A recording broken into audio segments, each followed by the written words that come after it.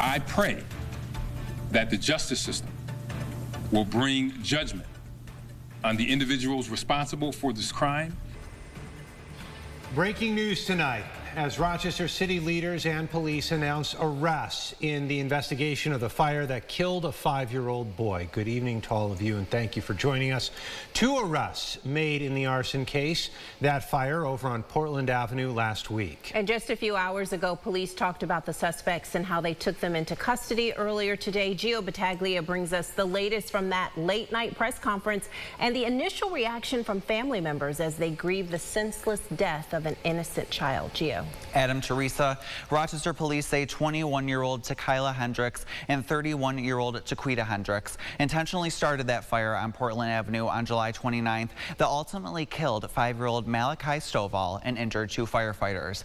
Investigators say the Hendricks sisters used a, quote, flammable substance to light the front porch of the home on fire.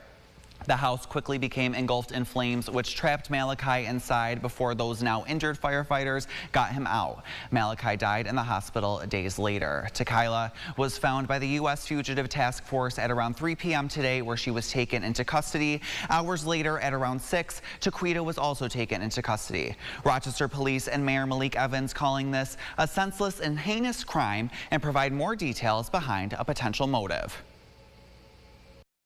What I can say is that Malachi and his family had absolutely nothing to do with the tragedy that occurred. They had no connection to anything that may have precipitated the setting of the house on fire. Beyond that, I'm not going to get into the exact motive at this time. There's still investigation to be done. And quite frankly, who cares what the motive? We care what the motive was. But in the big scheme of things, who cares? This is just a senseless tragedy that took the life of an innocent 5-year-old kid. But Malachi's family was not involved in any type of incident that precipitated this. But beyond that, I can't get into it yet. And I did speak with Malachi's grandmother and father just before the press conference tonight. They tell me they are overwhelmed with emotion regarding the justice they feel was reached in this investigation.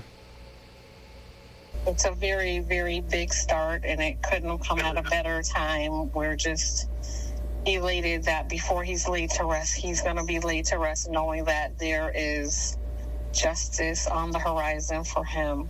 I just can't wait to see these people get punished. Though there's no punishment that will suffice for losing this baby's life, I'm just glad that they're not out there in a community where they can hurt anyone else. As my mom said, they can't hurt anybody else now. It's unfortunate that it took so long to get them, and a child's life had to be taken in the process, but they're going to be behind bars, and that's where they're going to be.